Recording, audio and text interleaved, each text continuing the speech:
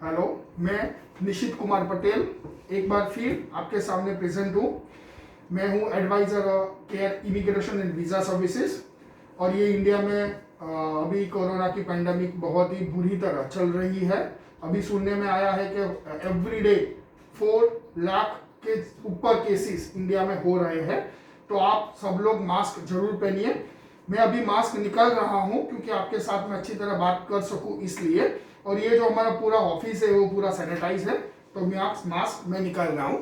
तो आपको मेरी आवाज़ आराम से आएगी। और मेरा ये सभी स्टूडेंट्स, उनके रिलेटिव्स वगैरह से ये रिक्वेस्ट है कि आप ऐसी गलती मत कीजिए, आप मास्क जरूर पहनिए। हो सकता है तो डबल लेयर का भी मास्क पहनिए, अपना और अपने पूरे परिवार का ये कोविड सिचुएशन में ध्यान रखिए। तो हम आज का ये इंफॉर्मेटिव वीडियो आगे चलाते हैं। इससे पहले हमने वीडियो बनाया था 15 मई 2021। ये सितंबर 2021 की डेडलाइन है कि नहीं है। तो ये वीडियो को बहुत से स्टूडेंट्स और पेरेंट्स ने अप्रिशिएट किया है, हमको लाइक भेजी है, हमको बहुत से अच्छे उन्होंने कमेंट भेजे हैं। अगर शायद वो वीडियो आपने नहीं देखा हो तो इस डिस्क्रिप्शन के अंदर, वीडियो के नीचे डिस्क्रिप्शन में हम उसके लिंक भी डाल देंगे, तो आप वो वीडियो भी जरूर देखिए। तो हमारा जैसे आज का टॉपिक है कि अगर आप ऑनलाइन पढ़ते हो या ऑनलाइन पढ़ाई के बारे में सोच रहे हो तो आपको कौन कौन सी चीज ध्यान में रखनी चाहिए, वरना आपका एक सेमेस्टर का फीस, यस दोस्तों, एक सेमेस्टर का फीस कनाडा में पढ़ाई का अप्रोक्सीमेटली होता है 4 to 5 लाख रुपीस, वो आप गवा सकते हो। यस, तो उसके लिए आपको कौन कौन से पैरामीटर में ध्यान में रखने हैं और ऑनलाइन पढ़ाई कौन स्टूडेंट कर सकता है। और ऑनलाइन पढ़ाई से पहले आपको अपनी कॉलेज की रिफंड पॉलिसी भी देखनी होगी। आपको कैसे देखेंगे, उन सभी के बारे में हम वीडियो में आपको माहिती देंगे। तो चलो हम उसके लिए आगे का स्टार्ट करते हैं। जैसे आपको मालूम है कि अभी अचानक जैसे कैनेडियन हाई कमीशन ने पासपोर्ट में वीज़ा देना स्टार्ट किया था और अचानक दिल्ली में लॉकडाउन हो गया। 1 वीक का लॉकडाउन हुआ, फिर उसको अरविंद केजरीवाल जी ने उसको बढ़ा दिया, 1 वीक और कर दिया। और आज के दिन, टुडे इज 8 मई 2021, आज के दिन भी वहाँ पर लॉकडाउन है। मतलब अभी मालूम नहीं है कि वो लॉकडाउन आगे भी एक्सटेंड होगा कि नहीं होगा। मतलब बहुत से स्टूडेंट्स हैं जिनके पास ईमेल में वीज़ा अप्रूवल आ चुका है, लेकिन उनके पासपोर्ट में पेमेंट लिंक नहीं आई है और उनके पासपोर्ट में स्टैंपिंग नहीं हुआ है। उसके दौरान ही कैनेडियन गवर्नमेंट ने इंडिया में जो कोरोना के केस बढ़ रहे थे उसके हिसाब से पूरा उन्होंने उनकी फ्लाइट को, सारा ऑपरेशन फॉर इंडियन कॉन्टिनेंट और पूरा इंडिया के लिए उन्होंने स्टॉप कर दिया। तो ऐसे बहुत से स्टूडेंट हैं जिन्होंने फ्लाइट बुक की थी। किसी ने फ्लाइट बुक की थी अप्रैल एंड की, किसी ने फ्लाइट बुक की थी मई महीने में फर्स्ट वीक, सेकंड वीक या थर्ड वीक की। तो उन सभी का पूरा सिस्टम, पूरा शेड्यूल उनका चेंज हो गया। बहुत से बच्चों ने वहाँ पर क्वारंटाइन प्लान, कनाडा में 3 दिन का गवर्नमेंट लिस्टेड प्लान और उसके बाद 11 डेज का इंस्टीट्यूशंस बेस्ड कोविड प्लान लिया था, वो भी उनका पूरा सिस्टम चेंज हो गया। तो ये सारी अफरा तफरी फैली हुई है उसके अंदर।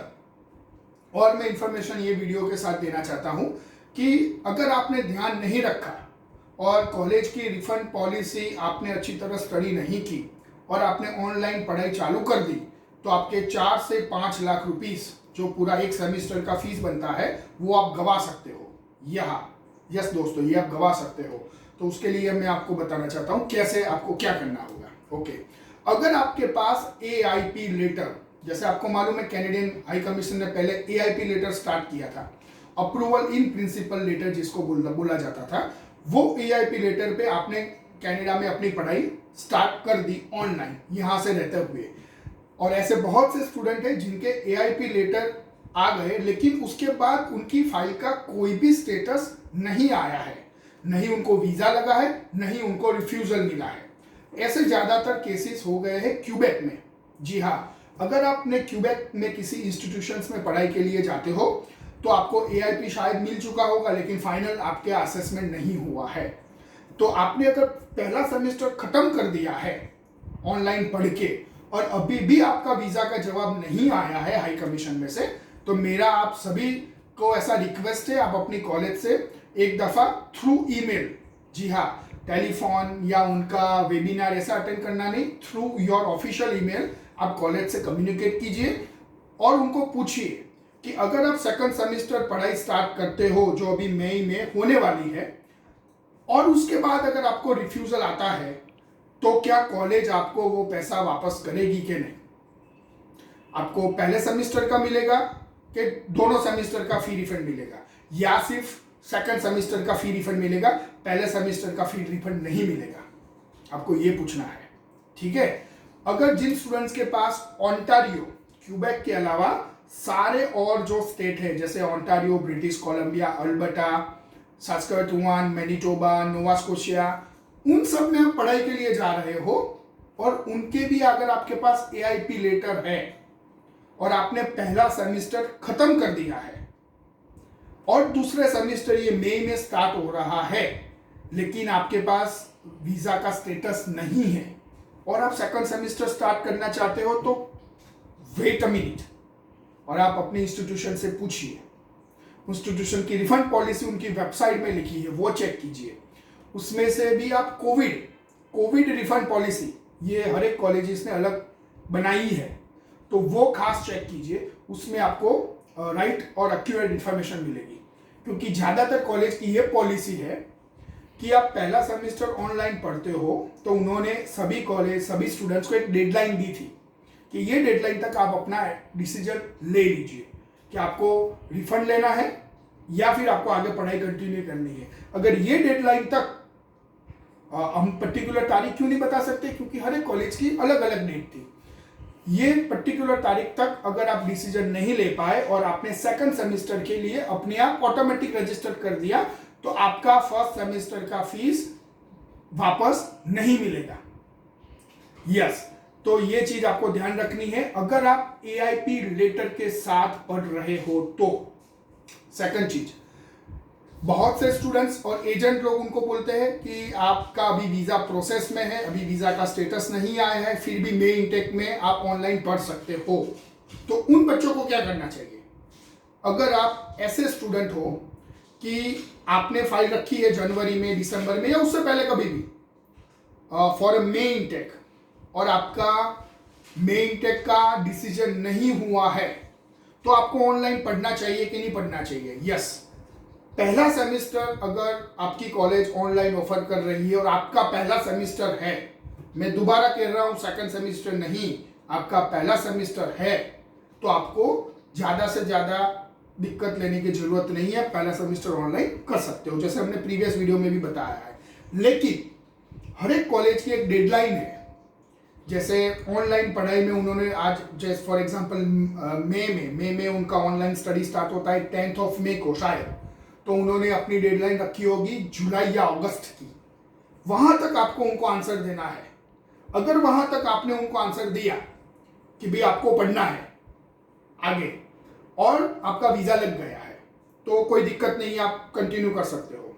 लेकिन अगर उन्होंने डेडलाइन दिया है अगस्त का, अगस्त तक आपका हाई कमीशन में से कोई भी आंसर नहीं आया, तो आपको सोचने की जरूरत है। क्यों? अगर ये डेडलाइन चली गई और आपने आंसर नहीं दिया और आप ऑनलाइन पढ़ते रहे, तो आपको पहला सेमेस्टर का फी रिफंड नहीं मिलेगा, रिजेक्शन होने के बावजूद नहीं मिलेगा अगर डेडलाइन निकल गई तो आपको ये ध्यान में रखना है। अगर ऑनलाइन पढ़ाई करते हो तो हर एक कॉलेज ने अपनी एक फाइनल डेडलाइन बनाई है, तो आपको वो मेंटेन करना है। तीसरी चीज, अगर आपके पास ईमेल में, जैसे आप GCK बोलते हो, GCK में आपका वीजा अप्रूवल आ चुका है लेकिन आपका पासपोर्ट का सबमिशन का रिक्वेस्ट नहीं आया है। यस, फिर से सुनना, GCK जो जहां पे हम ऑनलाइन फाइल रखते हैं, वहां पर आपका फाइनल वीजा आ चुका है लेकिन सिर्फ पासपोर्ट में स्टैंपिंग बाकी है क्योंकि दिल्ली में लॉकडाउन है। तो आपको क्या करना चाहिए? तो मेरा ये खास रिकमेंडेशन है, उस चीज में आपको आंख बंद करके, अगर आपकी कॉलेज ऑनलाइन पढ़ाई का ऑप्शन देती है तो आपको ऑनलाइन पढ़ना ही चाहिए, क्योंकि वो तो वीजा आपका 99% कंफर्म है और जैसे वीजा लगेगा आप तुरंत फ्लाई भी कर सकते हो कैनेडियन कोविड प्रोटोकॉल को फॉलो करते हुए।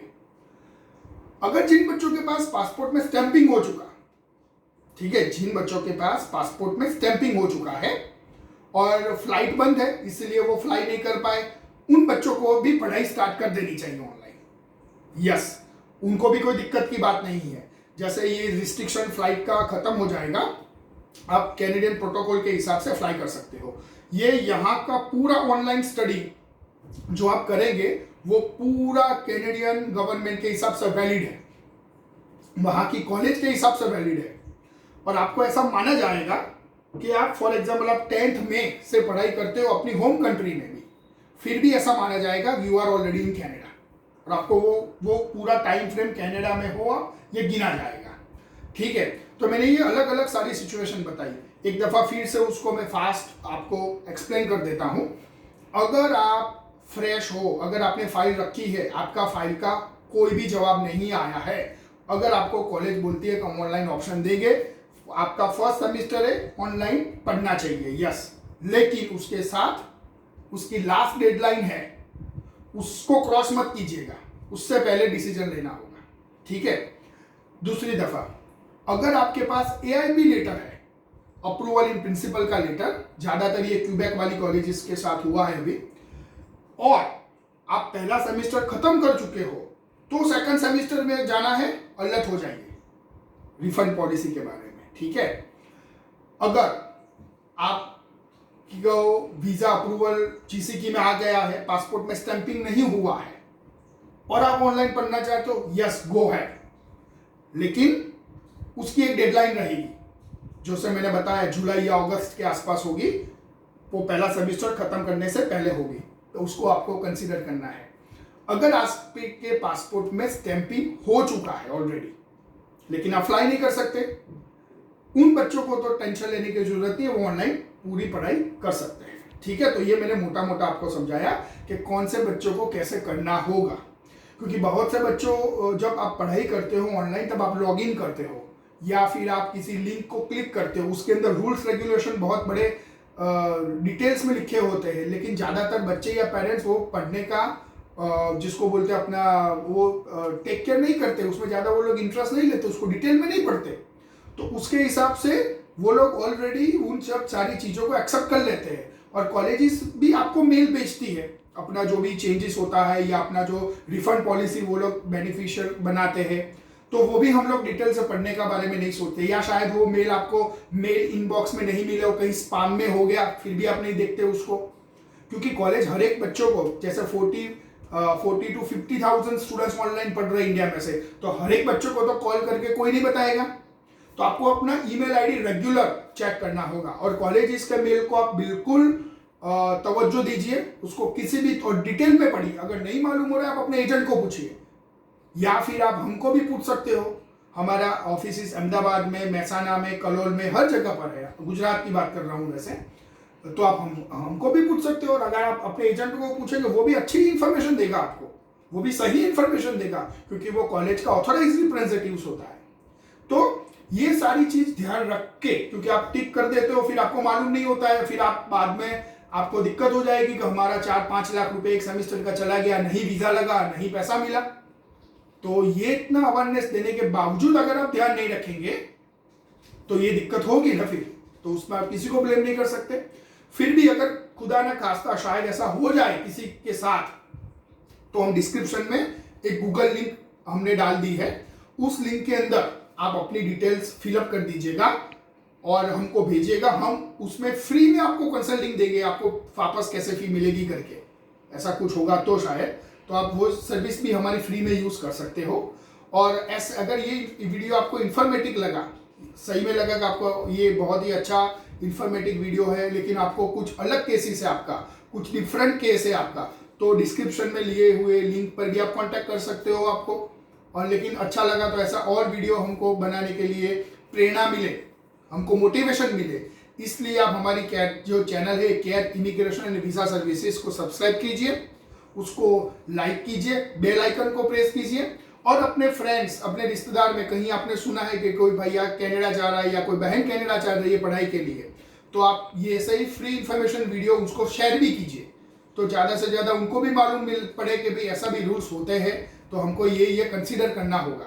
शायद आपके एजेंट से वो बताना मिस हो गया हो आपको, या फिर आपके एजेंट की ऑफिस में सब कोविड के प्रोटोकॉल के हिसाब से उनकी ऑफिस लॉकडाउन में बंद हो, वो नेसेसरी में तो आती नहीं है, तो शायद वो आप डेडलाइन मिस कर जाए। तो प्लीज़ आप ज़्यादा से ज़्यादा इसको लाइक फॉरवर्ड कीजिएगा।